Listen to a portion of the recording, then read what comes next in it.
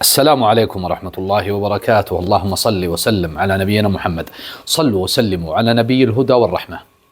يوم من الأيام المصطفى عليه الصلاة والسلام نام، فرأى في منامه رؤيا. الرؤيا هذه رأى أنه يطوف في البيت هو وأصحابه محلقين وبعضهم مقصرين، فلما أصبح بشر أصحابه بأنه رأى في المنام أنهم يطوفون في البيت، وأنه صلى الله عليه وسلم ينوي الذهاب من المدينة إلى مكة لأداء العمرة. فرح أصحاب الرسول صلى الله عليه وسلم، خصوصا المهاجرين منهم، لأنهم 6 سنوات ما راحوا المكة، ما شافوا مكة من هجرتهم، ما عمرهم راحوا المكة رضي الله تعالى عنهم. فلما أراد النبي صلى الله عليه وسلم وعزم أنه يروح عمرة لمكة، الآن ما الحال ما بين الرسول صلى الله عليه وسلم وقريش؟ حالة حرب، تونا مخلصين من غزوة الأحزاب. هل قريش تؤمن؟ لا والله لا تؤمن.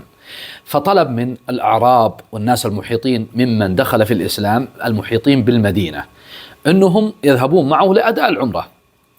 فبدأوا يتعلثون ويتعذرون بأعذار واهية، والسبب اللي منعهم من الخوف، اللي منعهم من الذهاب مع الرسول صلى الله عليه وسلم هو الخوف، لأنهم قالوا عدد أصحاب الرسول قليل، وقريش الآن غاضبة من محمد، والآن محمد بيروح لمهم في مكة، أكيد يبي يستأصلون المسلمين عن بكرة أبيهم، فما لنا حاجة أننا يعني نجازف هذه المجازفة. فرفضوا الذهاب مع النبي صلى الله عليه وسلم. فخرج صلى الله عليه وسلم بمن خرج معه من المهاجرين والأنصار، وكان عددهم 1400 رجال، وأخذ من زوجاته معه أم سلمة رضي الله تعالى عنها. أخذ معه سلاح المسافر، الأسلحة الخفيفة، لأنه ما يأمن قريش وهو لا يريد الحرب صلى الله عليه وسلم. فساق معه الهدي معظم، يعني بهيمة الأنعام، اللي يريد العمرة يأخذ معه شيء من بهيمة الأنعام، لأن بهيمة الأنعام هذه معظمة عند العرب. فمضى صلى الله عليه وسلم. يوم وصل ذي الحليفة قلد الهدي وأشعره، يعني وضع وسم يدل هذا الوسم على أن هذه البهيمة إنما هي للحرم. ثم انطلق باتجاه مكة، والرسول صلى الله عليه وسلم له أعين يسبقونه، يمسحون له المنطقة، يشوفون وش قدامهم وش ينتظرهم حتى لا يتفاجؤوا بأمر. وكان بسر الخزاعي رضي الله تعالى عنه عينا لرسول الله صلى الله عليه وسلم، فلما اقتربوا من مكة أرسله الرسول صلى الله عليه وسلم يعني متقدم عليهم، يشوف يمسح يناظر فلما جاء بسر الخزاعي ورأى، وإذ بقريش، طبعا قريش أيضا عند عيون، أكيد أنها عرفت أن الرسول صلى الله عليه وسلم خرج ب1400 ومعهم السلاح متجهين المكة، فأيضا هم قريش كانت تظن أن الرسول صلى الله عليه وسلم جاء للقتال. فقريش خرجت بكل ما تملك من قوة، حتى أنهم أخذوا العوذ المطافيل، أخذوا الإبل اللي فيها الحليب، وأخذوا معهم نسائهم، لأن عندهم استعداد يبقون في هذه المعركة مدة طويلة. فرجع الخزاعي رضي الله تعالى عنه إلى الرسول صلى الله عليه وسلم فأخبره الخبر، وقال له إن قريش خرجت في بكرة أبيها، وخالد بن الوليد في طليعة الجيش في المقدمة بالخيالة يقودهم باتجاهكم. الرسول صلى الله عليه وسلم ما جاء للقتال، جاء لأداء العمرة. فجمع الصحابة أو كبار الصحابة فاستشارهم، فكل أدلى بدلوه. وكان رأي أبو بكر رضي الله تعالى عنه، قال يا رسول الله إنما جئنا لقتال وإنما أتينا للعمرة، نسير باتجاه مكة، فمن منعنا وأراد قتالنا قاتلناه، وإن لم يقاتلوننا لا ندخل بقتال مع أحد. الرأي هذا رآه مناسبا الرسول صلى الله عليه وسلم وبقية الصحابة، فقال امضوا على اسم الله، ثم انطلقوا. فعلم الرسول صلى الله عليه وسلم أن خالد بن الوليد سوف يقطع الطريق عليهم، يريد قطع الطريق عليهم، فأمرهم النبي صلى الله عليه وسلم أن يسلكوا طريقا في الميمنة، ولكن هذا الطريق فيه عقبة يصعب الصعود عليها، لأن المنطقة الآن اللي بيقطع عليهم خالد اسمها كراع الغميم، هذه أرض سهل المشي عليها، لكن أنت عشان تتجنب هذه الطريق الميسرة المعبدة لابد ترقى من عند عقبة، والعقبة هذه اسمها ثنية المرار، صعب الخروج عليها والطلوع.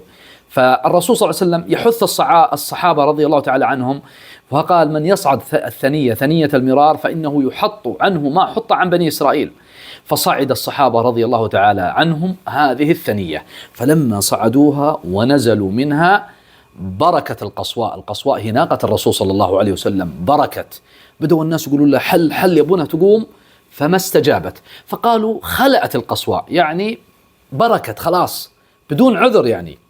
فقال النبي صلى الله عليه وسلم ما خلأت وما كان لها بخلق، ولكن حبسها الذي حبس الفيل، يعني هذا أمر من الله سبحانه وتعالى. ثم إن النبي صلى الله عليه وسلم قال والله، يعني يقصد قريش، لا يعرضون علي في خطة يعظمون فيها شعائر الله إلا وافقتهم عليها.